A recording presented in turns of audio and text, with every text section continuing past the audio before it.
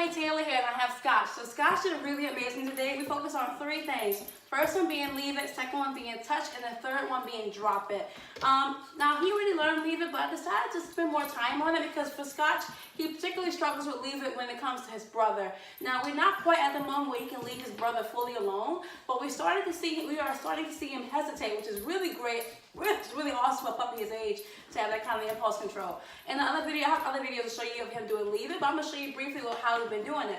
So for this leave it today, I focused a little bit on movement. I've been dropping treats relatively close to him and asking him to leave, which is really, really hard for him. Leave it. Good boy, good job. I'm still covering my foot for now because he's still learning, but we actually got to the point where he can just look at it and not go for it, which is what I want.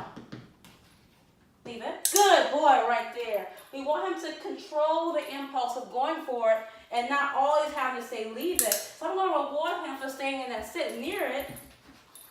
Look at that right there. Okay, do it again. Leave it.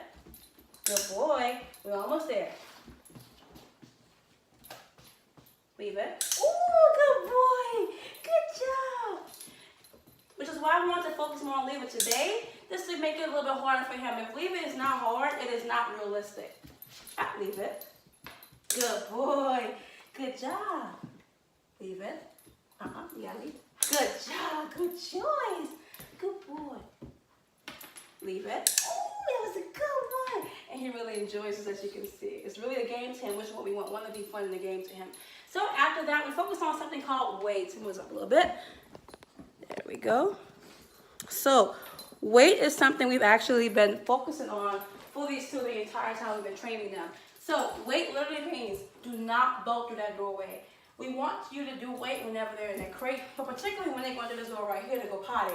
I know they have to go potty and they are young, so we don't recommend spending too much time on it if they're not doing it. However, Scott showed me today that he can do it. So weight looks like this. Okay, weight. I make a hand signal with an upward or downward slash, does not matter. I ask him to wait. He thinks wait means sit, which I am fine with. Wait does not mean stay in one particular position. It literally means just wait behind this threshold right here. He should not cross this, okay? I want him to wait on this side. Scotch, don't lick me. Wait.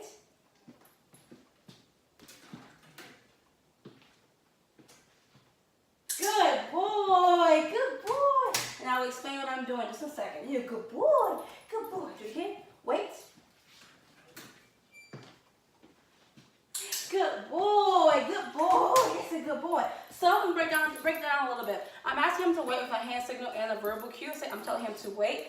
When he waits behind this threshold right here, I come back and give him a treat so he's a good boy. Now eventually, the realistic wait is when he waits behind that threshold and then you allow him to go through. At that moment, he doesn't really need a treat because the reward is the freedom to go through that doorway. I don't want him going into the living room, so I'm rewarding him with treats by staying on this side. Weight is very beneficial for your puppies and you can use it anywhere. You want them to know that sometimes they cannot go through certain thresholds. Let's say you have people over, or maybe some kids over, and they're in the kitchen. Maybe you don't want them coming into the kitchen just yet. Maybe you want them to wait for a second. And you can literally use it just like that. And he knows wait really, really well. I'll demonstrate one more time. Are you already waiting? Wait. I will say Scotch does know wait while standing, but it seems like he's gravitating towards a sit weight, which I am not complaining about. You're a good boy. I will take whatever weight he gives us. Now, the last thing we worked on, and G already spoke about in her other video, we worked on drop it. Now, drop it is a very, very important behavior to teach your puppy. We don't want to ever chase them whenever they get something in their mouths. For Scotch in particular, he's going to think it's a game.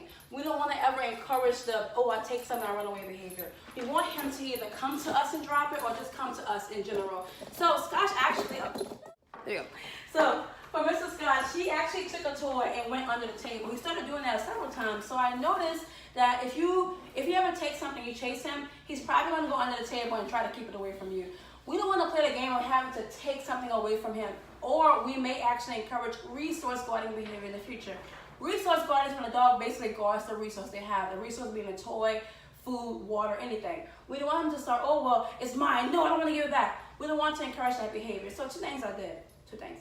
I asked him to drop it, and I'm going to show you how to do that. But I also asked him to come to me, which is the next part we're going to get into probably next time, which is called recall. You waiting for your room? All right.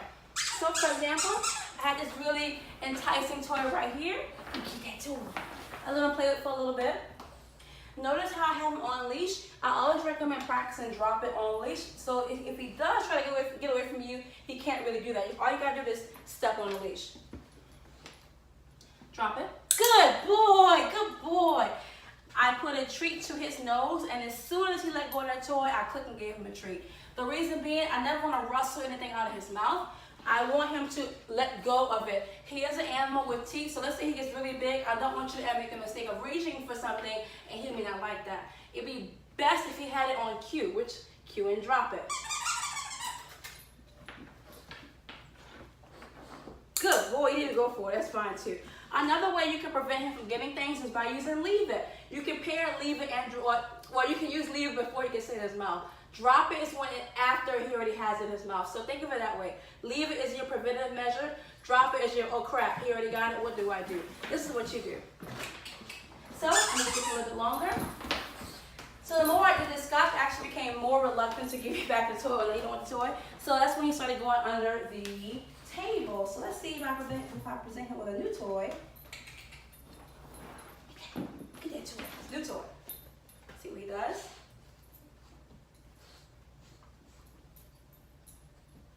Can you drop it? Scotch, can you drop it? He's not gonna have his mouth. Good boy, good boy, good job. Get that. Scotch, drop it. Good boy. That's the moment we want right there. Good boy.